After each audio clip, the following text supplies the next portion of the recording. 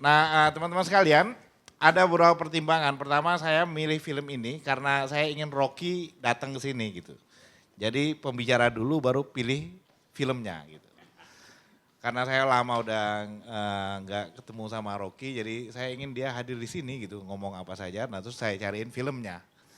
Nah, persamaan dengan saya belum tahu bahwa Jokowi akan seperti ini. Jadi ini nggak sengaja bahwa filmnya depres kayak begini ya, atau agak depres gitu ya. Itu nggak ada hubungannya sama Jokowi yang kayak gini. Tapi ada beberapa teman bilang kita bikin sesuatu lah yang terkait dengan Valentine gitu. Nah, ada Rocky, ada Valentine. Saya agak yang mari kita berpikir agak dalam sedikit mengenai Valentine gitu ya. Kebetulan ada film Perancis yang sangat bagus, memenangkan Oscar tahun lalu atau 2 tahun lalu, saya lupa. 2012 ya, yang membuat orang punya pendapat yang berbeda, macam-macam gitu. Saya nggak pernah ngobrol mengenai film ini sama Rocky, tapi saya tahu bahwa dia udah nonton dan mengikuti perkembangannya. Jadi kita mulai aja dengan dia.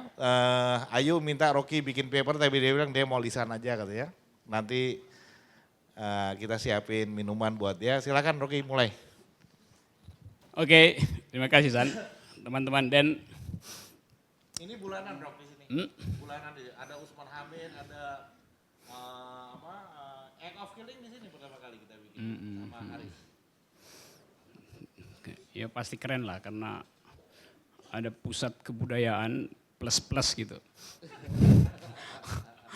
Plus reuni, plus gosip, plus subversi, gue tau lah itu pasti. Oke, saya nonton film itu karena dipaksa oleh acara ini. Dan saya mesti nonton 2 kali karena saya mau cari semacam windows of jendela kelemahan dari film itu. Karena saya jengkel sebetulnya lihat akhir dari film itu. Film itu diakhiri dengan khas Perancis dengan absurditas itu. Sambil meninggalkan pertanyaan-pertanyaan eksistensial. Is this a kind of euthanasia atau mercy murder atau apalah itu. Tetapi buat saya yang paling menjengkelkan dan karena itu saya tertarik untuk membahasnya adalah perangai dari film-film yang punya pretensi untuk menjebak kita dalam problem moral itu. Film ini termasuk dalam genre semacam itu menurut saya itu. Lalu saya mulai cari keterangan kenapa Haneke ini sutradara itu tidak misalnya menyiksa si pria, si George ini dengan frustrasi pasca penghilangan nyawa kekasih. Saya membayangkan mestinya si Haneke sutradara ini buat saya siksa si pria ini dengan membuat dia hidup dalam beberapa saat dan perlihatkan paling enggak siluet dari kehidupan dia. Tapi dia ditutup dengan satu flashback yang sebetulnya future, jadi bring the future,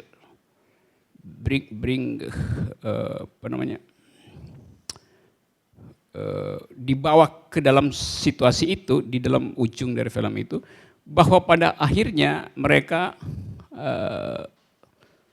happily ever after itu. Itu kan ujungnya tadi kan. Jadi seolah-olah ada semacam sugesti dari si sutradara bahwa pembunuhan itu dinikmati oleh istrinya. Saya nggak tahu Anda tangkap apa, tetapi kelihatannya begitu. Jadi ada semacam kesepakatan, tacit agreement, diam-diam, bahwa istrinya sebetulnya tidak akan protes seandainya nyawanya diakhiri di dalam kolam cinta yang paling kental gitu. Tangkapnya. Ya itu saya jengkel gitu bahwa kalau hidup itu, kalau cinta adalah energi hidup, maka seharusnya dia berlebih gitu. Silakan retweet. Tapi ini enggak, dia terminasi di situ tuh. Nah ini mulai ada pertanyaan, apa sebetulnya yang terjadi? Saya nonton 2 kali, saya mau cari jangan-jangan ada legitimasi di dalam diskursus, di dalam pembicaraan sepanjang film. Lalu saya dapat beberapa potongan di menit ke 25, 26 itu. Ada semacam pembicaraan yang memberi tanda bahwa istrinya bilang, ya jangan lagi ganggu saya, jangan bawa saya lagi ke rumah sakit. Lalu ada scene berikutnya bahwa, oke, Anda boleh pergi, ya, dia bilang pada suaminya, pergi aja, biarin tinggalin saya sendiri. Jadi ini interpretasi yang agak brutal bahwa kalau saya kasih benefit of the doubt buat si laki-laki itu, seolah dia merasa bahwa istri saya sebetulnya di dalam kedalaman pembicaraan mereka, konversasi mereka yang penuh kehangatan cinta, sebetulnya diam-diam menginginkan agar supaya dia jangan lagi dikembalikan pada rumah sakit yang adalah simbol rasa sakit itu. Sementara faktanya dia terus mengerang dan menahan dalam wajah istri itu ada kegembiraan karena seolah-olah bisa dimanjakan ulang oleh suaminya, tapi sekaligus ada penderitaan karena dia tahu bahwa dia akan menderita bila tidak dibawa ke rumah sakit. Jadi dia ambil risiko itu. Nah, cara pandang Haneke adalah buat saya, dia ingin cari semacam apa namanya kalau tadi soal KPK mungkin novum itu, bukti baru bahwa istrinya sebetulnya menginginkan eutanasia. Nah, sutradara itu berhasil untuk mengelabui kita dengan memperlihatkan kekanak-kanakan dari si pria ini. Siapa lagi namanya tadi? Apa lagi?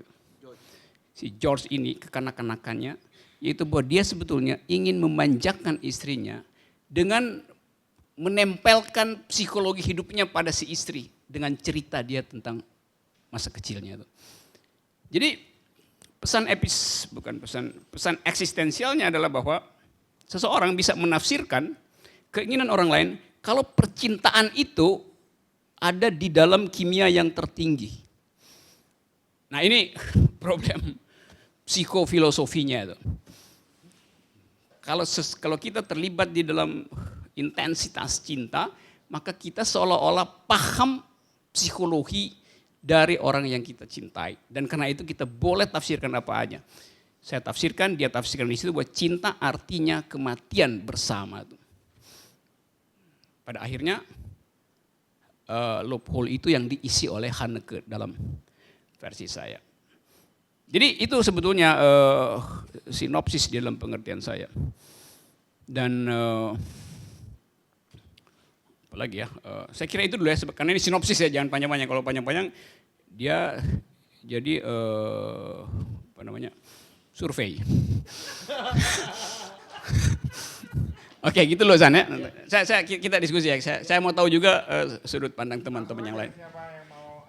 Yuk, silakan yuk. Ini punya pengalaman dengan Film begini menang kata dia. Dia merasa depres melihat orang tua susah begitu dan sebagainya. Ya, saya juga merasa tuh, istri saya ikut pasti merasa juga nanti bagaimana masa tua kami berdua nih. Jadi memang ada rasa depres tuh Pak, habis menyaksikan film ini. Nah yang menjadi persoalan kita temukan di sini, manusia itu, waduh jadi pembicara kedua dong. Ya emang, itu maksudnya. Jadi manusia itu dan seluruh alam ini, bahkan organisme apapun yang sentient, yang punya kesadaran seperti manusia dan yang tidak punya kesadaran, itu mengalami kalau dari sudut sains itu namanya hukum kedua termodinamika. Entropi itu. Makin lama sesuatu itu entropinya makin besar, artinya potensi chaos lalu degeneratif itu makin besar. Akhirnya lenyap. Nah manusia alami itu, orang ateis seringkali menyalahkan. Tuh lihat di dunia ini ada banyak penderitaan karena Tuhan yang membuat penderitaan diam saja. Masa Anda percaya Tuhan yang diam saja? Mereka salah.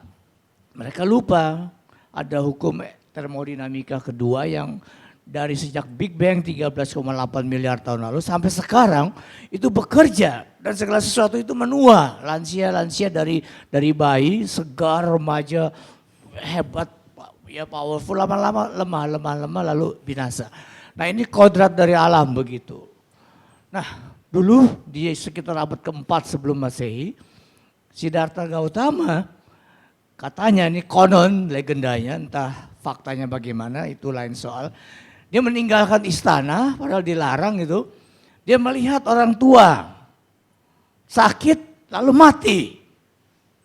Terpukul dia. Kesadarannya muncul. Kenapa ada sakit tua mati? Degenerasi ini, degeneratif. Lalu dia mencari jawab dengan bertapa. Nah itu dia mencari jawab, kenapa ada penderitaan dalam dunia ini? Begitu. Nah, dia tidak menawarkan jalan saintifik tentu, tapi dia cari jalan dengan bertapa sekian tahun. Dalam usia yang muda dia tinggalkan istana 29 tahun. Dia menemukan jawabannya, 4 kebenaran mulia dan 8 jalan untuk mengatasi duka. Duka itu bahasa Pali artinya suffering, penderitaan seperti yang kita lihat di film tadi. Begitu. Nah dia ditawarkan jalan-jalannya itu untuk orang mengalami pembebasan dari duka. Terutama dengan memanage pikiran, thoughts management tuh, yang ditawarkan begitu. Memperbaiki kognisi kita, persepsi kita tentang dunia, keinginan kita, itu semua kita periksa kembali untuk mengatasi duka. Nah 5.000 tahun lalu sudah ada usaha orang untuk menang dari penderitaan ini dengan hidup kekal. Itu dalam epik Gilgamesh itu. Kisahnya Gilgamesh ini teman dekatnya mati. Tidak bisa dia terima. Dia harus dapatkan lagi temannya ini hidup. Ya nggak bisa ya. Tapi ada yang usulkan cari orang yang tinggal di tempat matahari terbenam. Gua cari tuh. Kisah yang namanya juga tempat matahari terbenam ya kita tidak bisa temukan menurut pengertian kita sekarang. Tapi dalam kisah itu Gilgamesh cari. Dan akhirnya didapatkan sebuah petunjuk kalau Anda makan bunga ini yang ada di dasar laut, hidup kekal. Dia ambil, dapat, dia bawa. Ketika dia mau bawa kembali ke kerajaannya, dia harus mandi dulu. Dia taruh tuh bunga di pinggir, dimakan ular. Yang muncul dari kolam yang tempat dia mandi, danau di tempat dia mandi. Ular itu segera mengelupas muda terus. Dia nangis. Akhirnya ada pernyataan, Gilgamesh engkau tidak dapat hidup kekal. Takdirmu untuk mati. Akhirnya terima. Nah sekarang kita kalau mau keluar dari derita seperti ini, jalannya ya agama menawarkan hereafter yang Bapak Rocky Gerung sebut tadi. Sesudah mati kita akan dipulihkan dengan tubuh yang baru itu seperti istrinya. Begitu kuat lagi cuci piring. Si Bapak, saya menafsirkannya si Bapak itu juga mati tuh. Lalu dia digambarkan dengan dipanggil istrinya yang sudah mati ikut. Pakai jubahmu, istrinya keluar, keduanya meninggal. Ya lalu kan ada di awal adegan itu kan pemeriksaan terjadi di rumah itu. Si istri dibunga-bungai sekitarnya dan sebagainya. Jadi itu tawaran agama hereafter. Kita bahagia kalau sudah mati secara fisik masuk ke alam surgawi.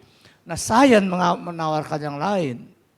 Misalnya salah satunya di ujung-ujung kromosom kita yang tertentu itu ada telomer namanya. Ini kalau makin tua makin pendek telomernya itu penuaan cepat. Tapi kalau diperpanjang kita bisa remaja terus. Begitu. Ada lagi sekian, saya sudah menemukan 4-5 teknik saintifik. Saya sudah bahas di buku Beragama dalam Era Sains Modern. Itu bagaimana hidup kekal tidak di sorga menurut ajaran agama tapi di bumi. Nah salah satu yang menarik, kalau film ini masuk ke dunia sains, mungkin si istri pikirannya itu di-upload dulu ke sebuah chip komputer yang powerful. Identitasnya, memorinya, sejarahnya, personalitasnya masuk. Boleh dia mati, tapi jati dirinya ada di chip komputer ini yang bisa di-upload ke avatar, surrogate.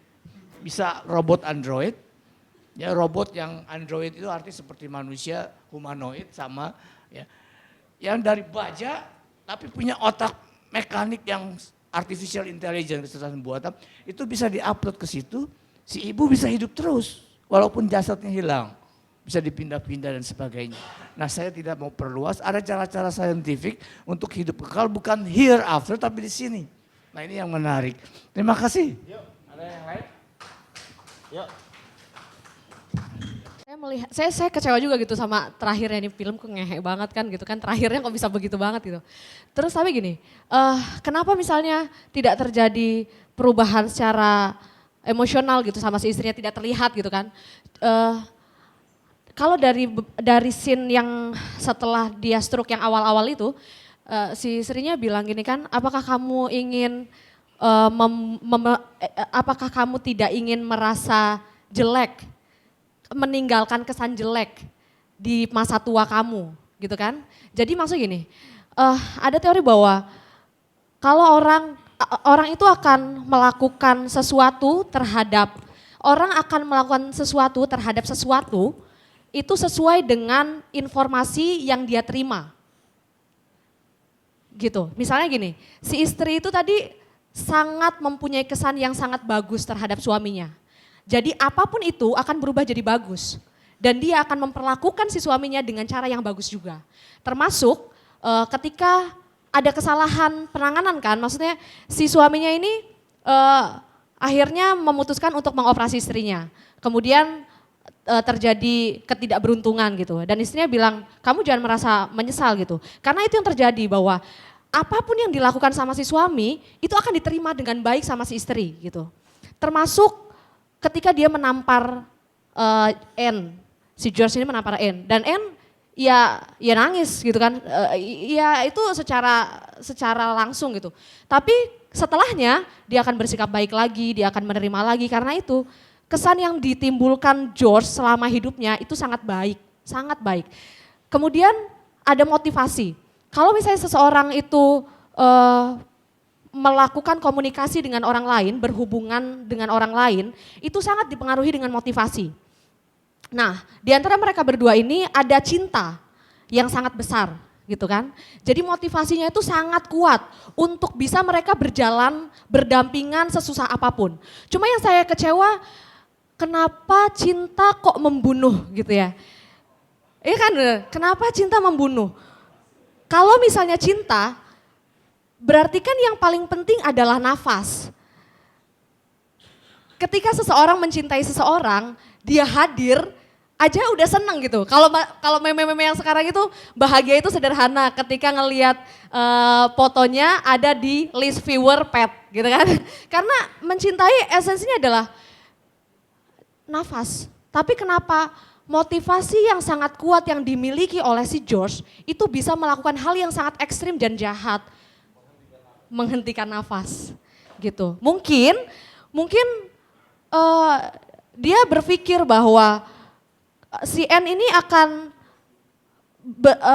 mengakhiri penderitaannya jika meninggal. Tapi menurut saya itu gak make sense gitu ya, karena ada motivasi itu tadi kontra kalau menurut saya, gak ngerti, jadi absurd. Terima kasih. Saya komentar dulu ya. Karena banyak orang yang marah pada film itu, jadi saya putar posisi saya mau bela aja. Supaya I'm playing devil's advocate untuk soal itu. Yang terakhir, bagaimana kalau saya ambil posisi ekstrim bahwa cinta itu energi paling purba dari kehidupan itu. Dan karena itu dia pasti selalu ada itu. Nafas adalah energi yang disediakan oleh alam. Kalau saya mau baca-baca pikirannya Pak Yo. Nafas itu energi yang disediakan oleh alam setelah bumi ini ada kecukupan oksigen gitu. Jadi itu mungkin kita bisa periksa secara ilmu pengetahuan, kapan sebetulnya orang bernafas setelah bumi cukup oksigen. Gitu. Jadi buat saya nafas itu lebih pendek dari cinta itu. Cinta lebih purba dari nafas.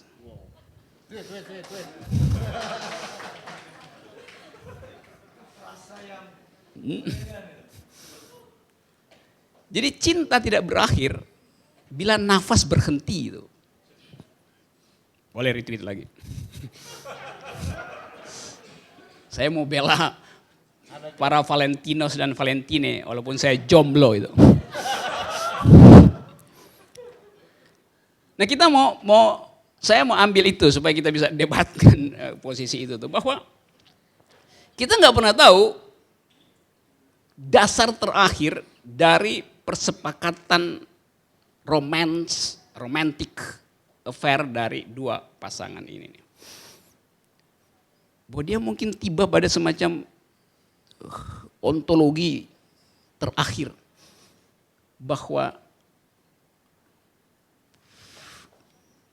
si N, istrinya tahu bahwa dia harusnya membunuh saya. Karena dia punya filosofi bahwa cinta lebih panjang dari nafas itu. Dan dia tahu dia juga akan bunuh diri dengan filosofi yang sama. Bahwa cinta lebih panjang dari nafas. Saya membaca sedikit tentang asal usul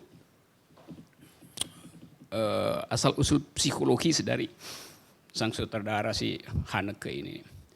Dia dirawat oleh tantenya yang juga punya kecenderungan bunuh diri dan pernah minta pada Haneke untuk tolong saya di euthanasia. Jadi ada semacam ya preteks di dalam kepalanya itu. Tapi kita nggak bisa hubungkan itu langsung itu, sebab saya nggak lihat itu berpengaruh secara signifikan pada pembuatan film itu. Yang justru menjadi problem baru kita adalah kita menuntut Haneke itu menghadirkan semacam pergulatan seperti yang Anda sebut tadi itu. Kok kenapa nggak diperlihatkan rasa menerima keadaan. Itu khas film Indonesia itu. Udahlah, terimalah.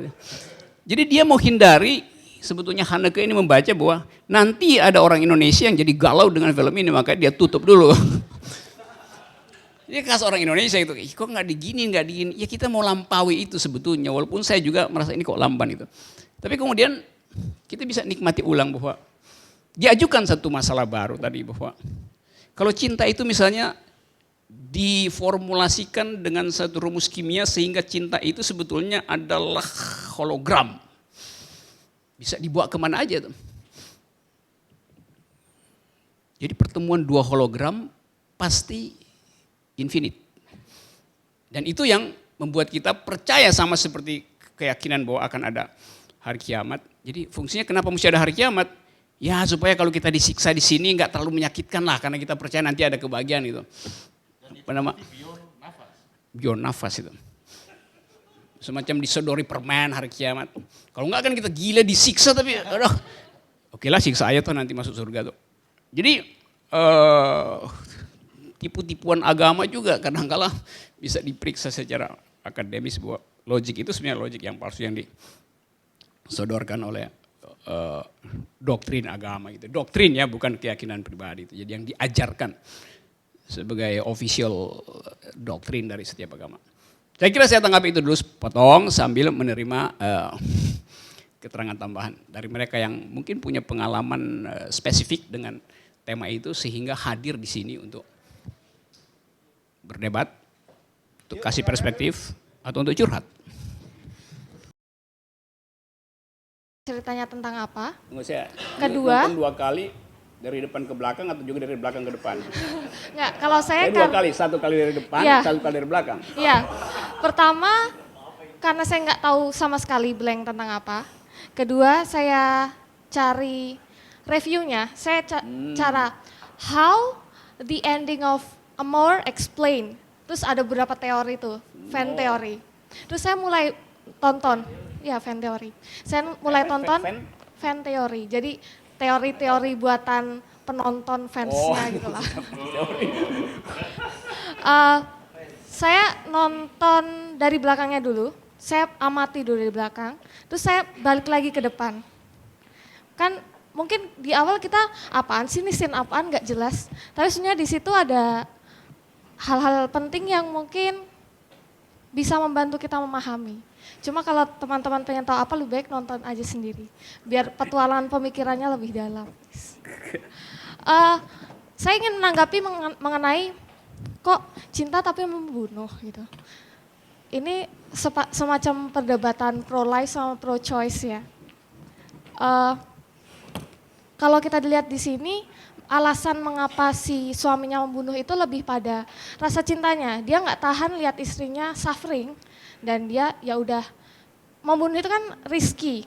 Tapi dia berani menanggung resikonya ini demi membebaskan istrinya dari rasa sakit. Dan itu semata-mata bukan tindakan yang sepenuhnya bisa kita katakan sebagai sesuatu yang jahat. Karena misalnya ketika saudara kita koma bertahun-tahun, dokter udah menyerah dan lain sebagainya. Apa kita akan membiarkan dia menderita selamanya? Atau ya sudah kita berikan saja dia kebebasan gitu.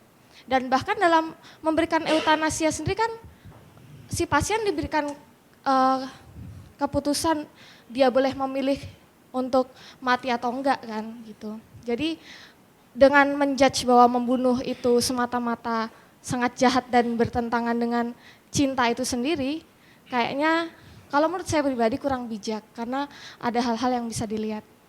Kalau saya melihat dari film ini selain aspek-aspek apa ya, kelambatan dan lain sebagainya, saya melihat ada persoalan di Eropa mengenai kelas lansia atau kelas lanjut usia. Kita tahu bahwa di Eropa itu lagi menumpuk tuh orang-orang tua di sana yang generasi mudanya lagi malas bikin anak dan itu jadi permasalahan yang banyak sekali di Eropa. Dan di sini saya melihat yang menarik. Ketika hubungan antara si N dan suaminya ini sangat dekat, hubungan orang tuanya ini dengan anaknya sangat renggang. Dan si anaknya bahkan kayak seperlunya aja deh gue taunya, kayak orang tuanya di rumah sakit dia baru tahu gimana keadaan nyokap gue dari bapaknya gitu.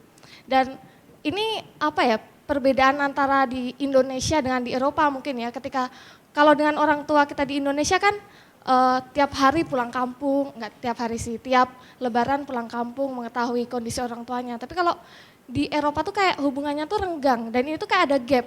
Ketika suami istrinya ini lekat banget tapi pada anaknya kok apa ya, renggang gitu hubungannya. Itu sih masalahnya buat saya gitu, yang mungkin bisa didiskusikan apakah batasan cinta itu hanya pada suami istri dan pada anak itu yang suatu saat dia akan berkomitmen dengan lain terbatas atau gimana gitu.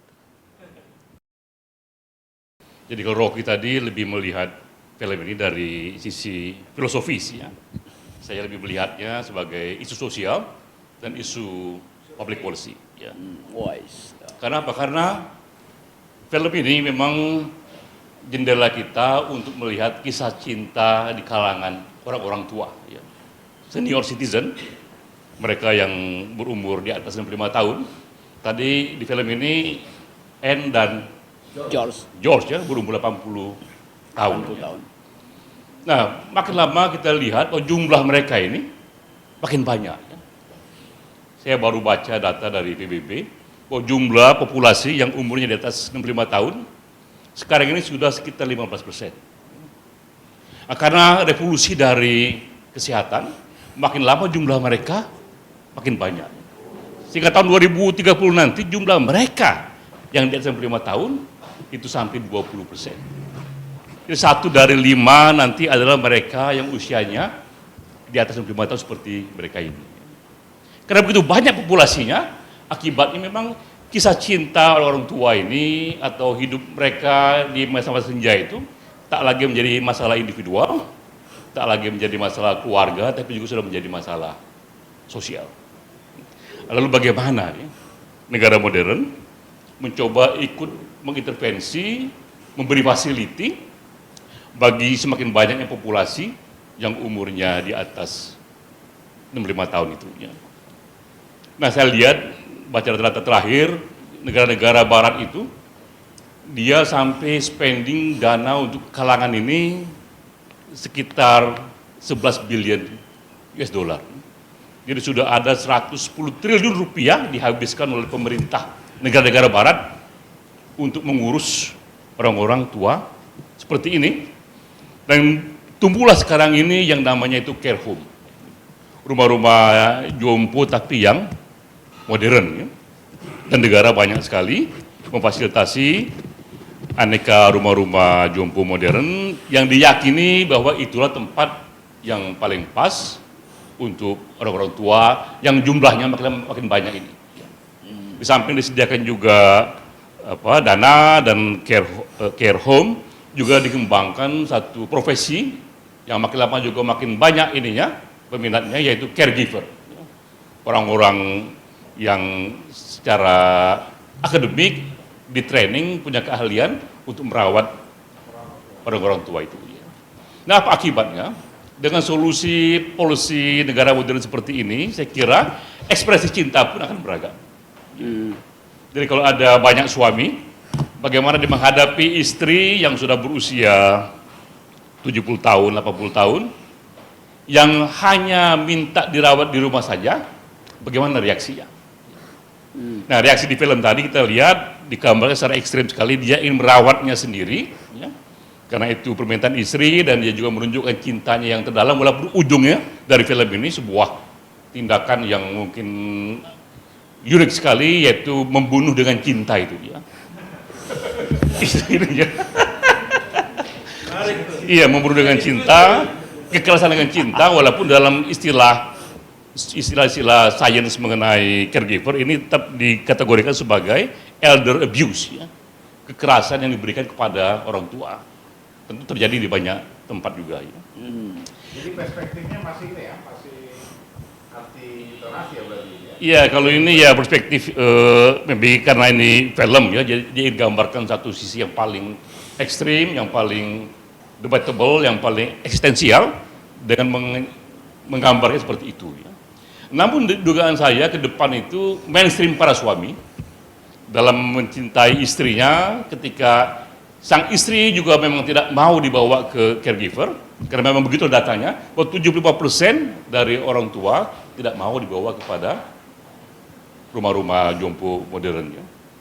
Namun, trennya makin besar, walaupun mereka tidak mau, keluarga akan memaksa membawa dia ke caregiver. Ya.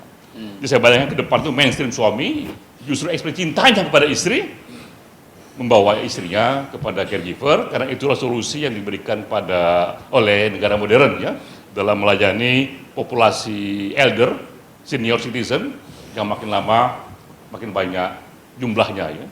Jadi saya percaya bahwa dunia beragam, ekspresi cinta pun beragam. Ada suami yang tadi seperti ini karena cintanya, tapi ada suami juga karena cintanya dibawa istrinya ke caregiver dan ke care home, yang dia tahu fasilitas untuk merawat orang tua sudah jauh lebih difasilitasi oleh aneka teknologi servis yang juga makin lama makin diperbaiki mutunya itu. Di kita memang belum kultur ya, tapi tren yang ada menunjukkan bahwa jumlah care home ini makin lama makin banyak, jumlah orang tua ini juga makin lama makin banyak, ya. Jumlah caregiver juga makin lama makin banyak, sehingga bisa diduga solusi suami yang cinta seperti di film ini makin lama makin minority. Ya.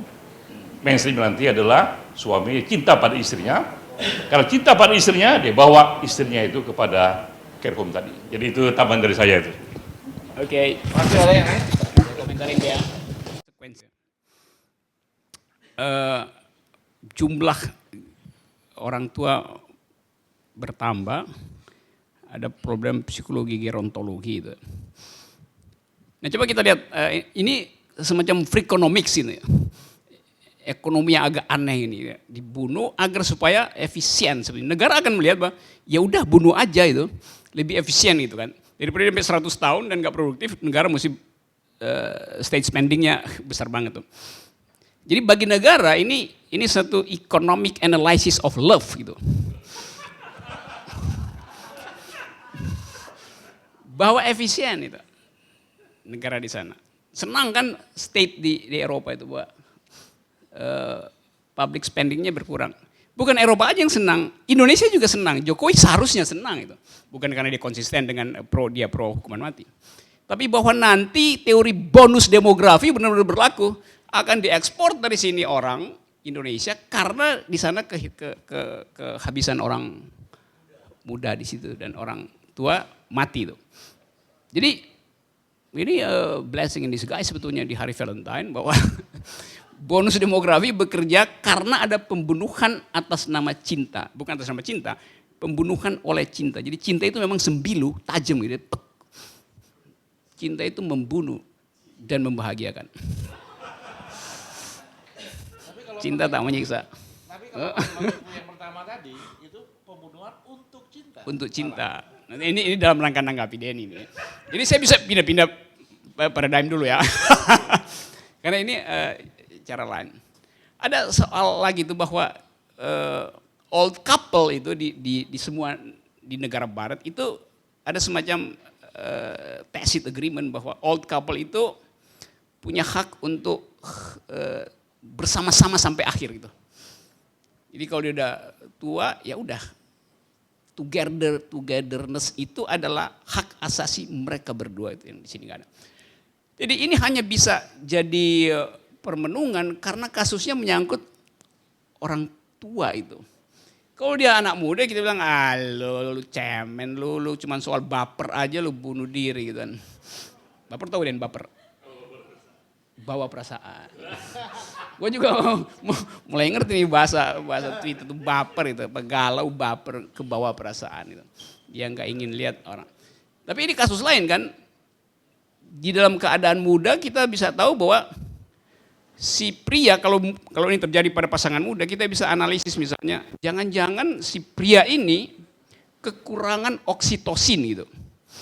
Kimia yang memblow up, yang popping up rasa cinta itu, kekurangan oksitosin. Dia bisa disuntik hormon oksitosin supaya dia jadi punya rasa cinta lagi dan nggak membunuh. Tapi bagi orang dewasa, kita bisa katakan bahwa justru oksitosinnya itu berubah menjadi semacam hormon ilahi. Bahwa keilahian itu adalah persejiwaan pada taraf paling eksistensial, yaitu mati di dalam perasaan itu. Jadi sakitnya nggak di sini lagi. Buat mereka. Oke, saya komentar singkat aja. Thanks Dan. Masih ada yang lain?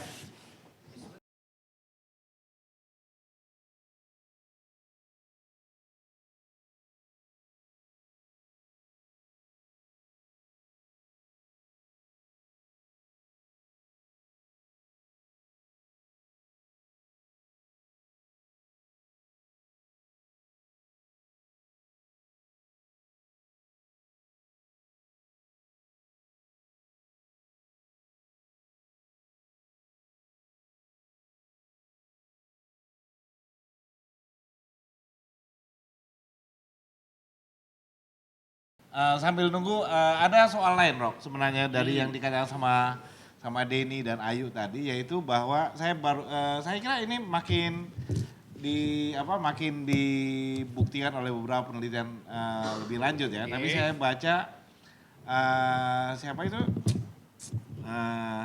tentang sekularisasi yang kami terjemahin, saya lupa, Norris dan Inglehart, yang dia bilang sebenarnya perkembangan sekularisasi sama di mana-mana itu. Di barat terjadi sekularisasi, di sini kurang terjadi, dan tetapi dunia mengalami pengurangan orang-orang yang sekular dan pertumbuhan orang-orang yang tidak sekular karena demografi gitu. Karena di barat sana orang-orang yang sekular itu tidak bikin anak, di sini bikin anak banyak gitu.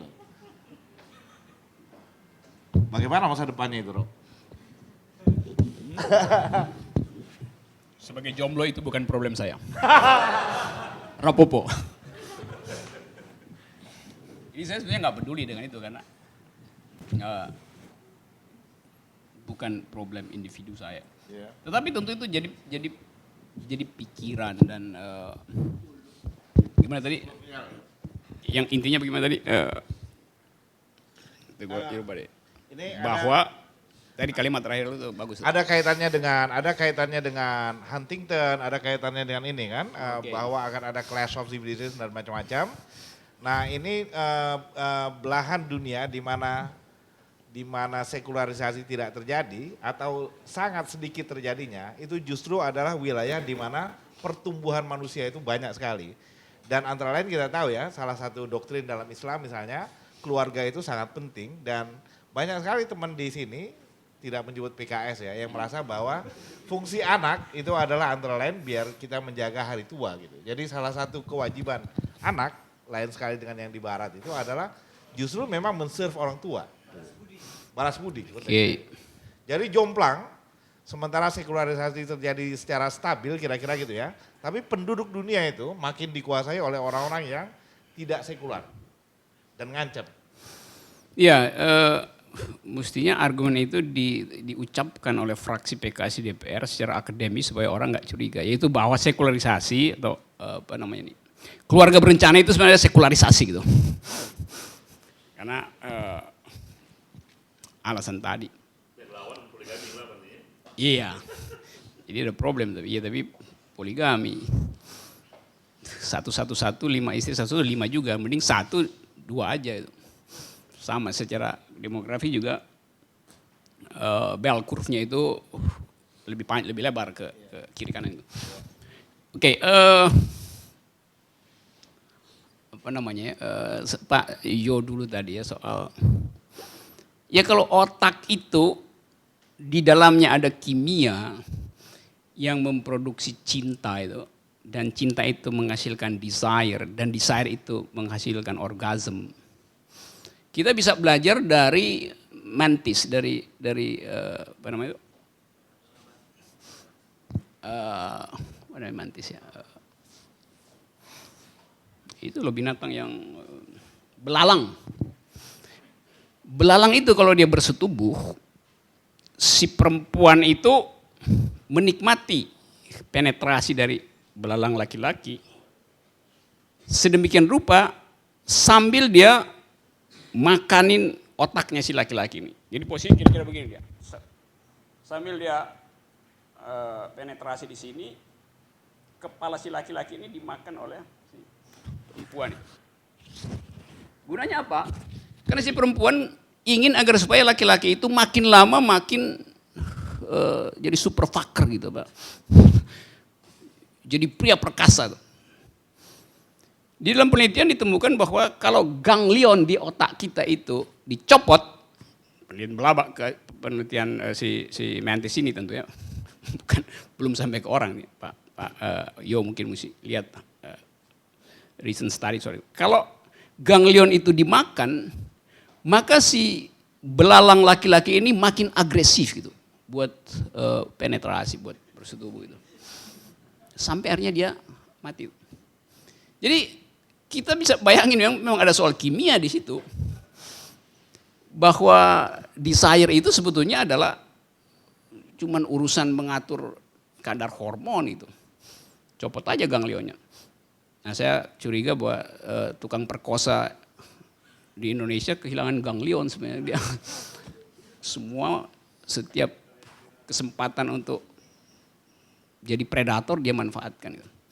Jadi cuma buat menerangkan bahwa alam memberi kita peralatan untuk reproduksi sekaligus pengendalian demografi tadi itu.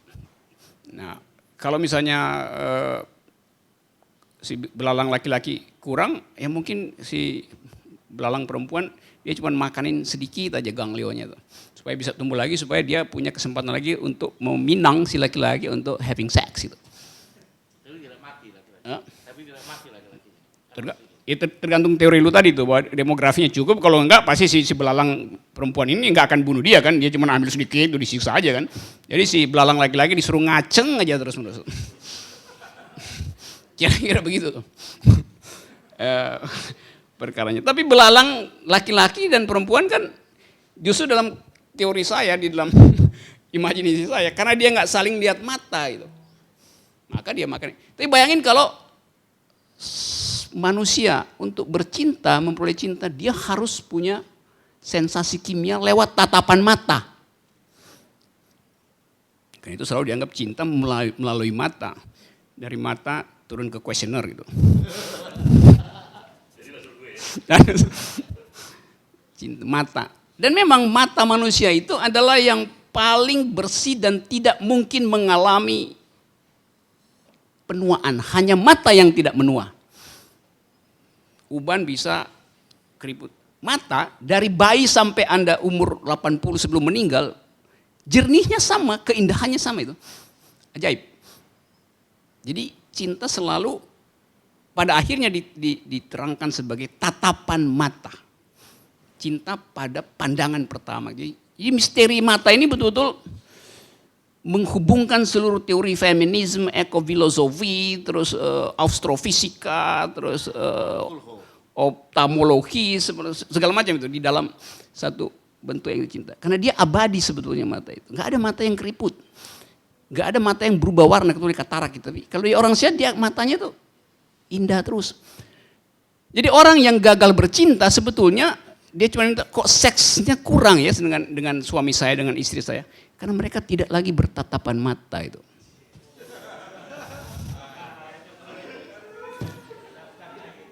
Favorit.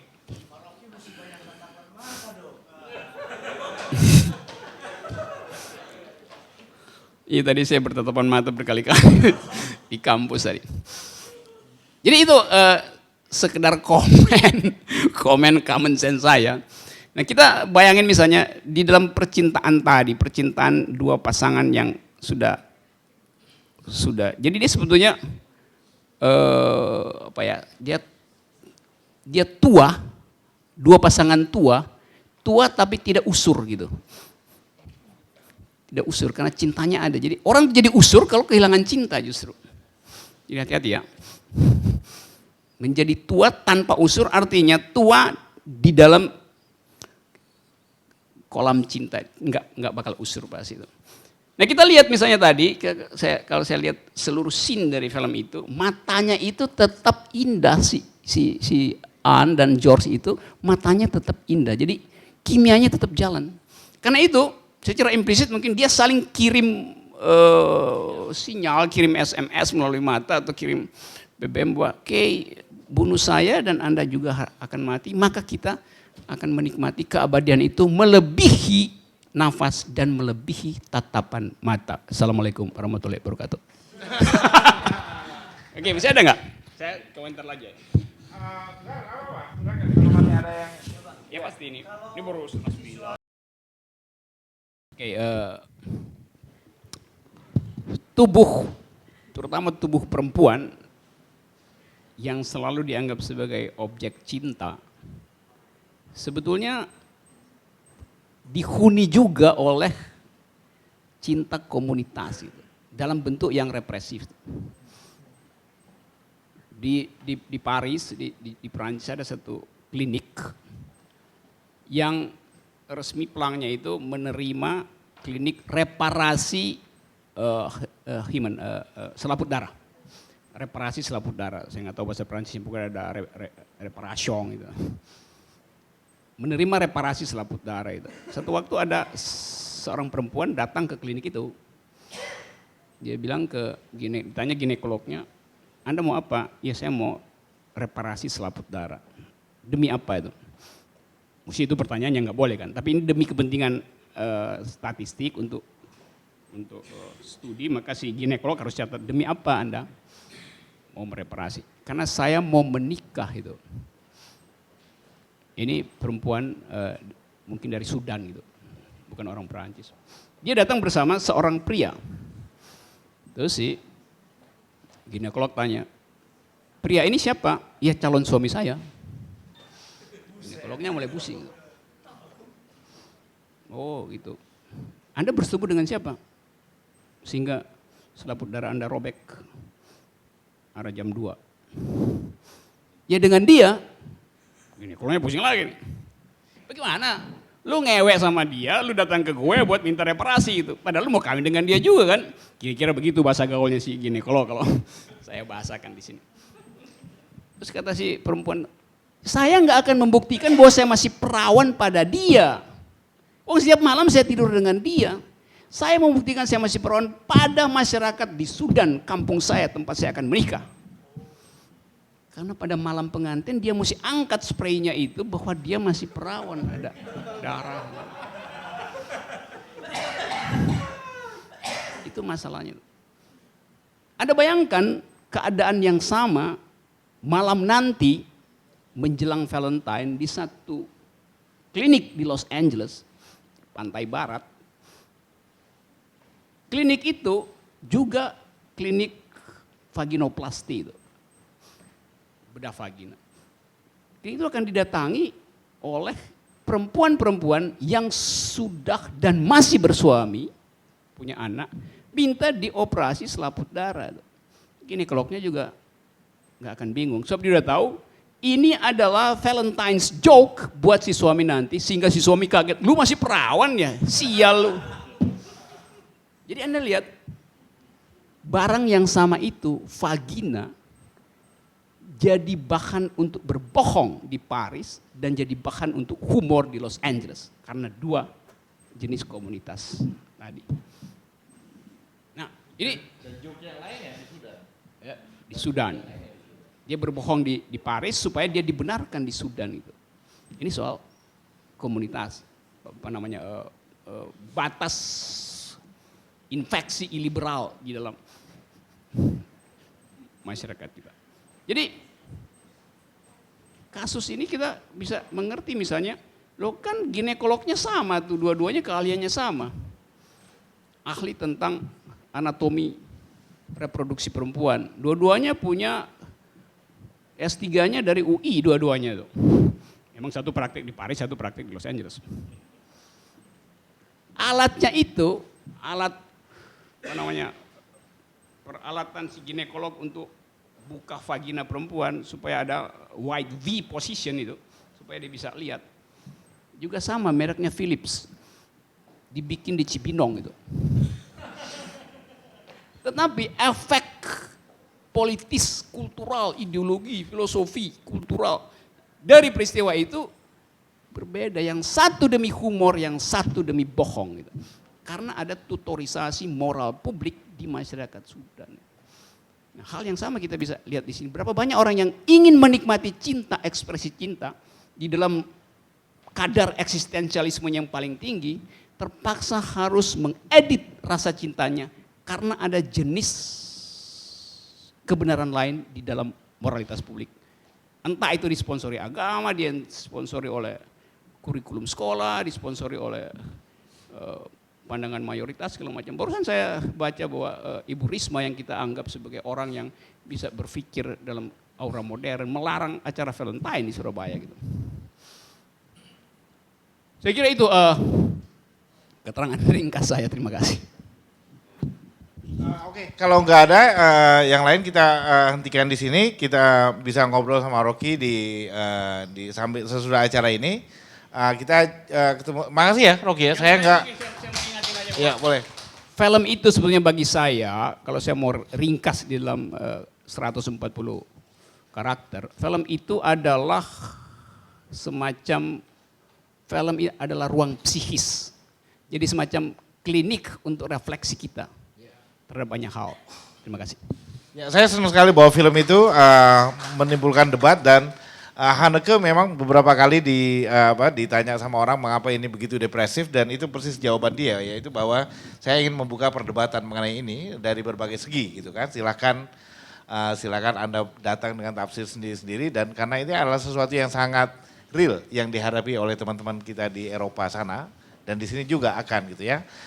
Terima kasih Rocky, saya kagum sekali dengan pengetahuannya tentang ini dan bukan pengetahuannya, kedalaman refleksinya. Terus terang, terima kasih ya udah datang ya dan mari kita ngobrol di luar. Sampai ketemu bulan depan. Assalamualaikum.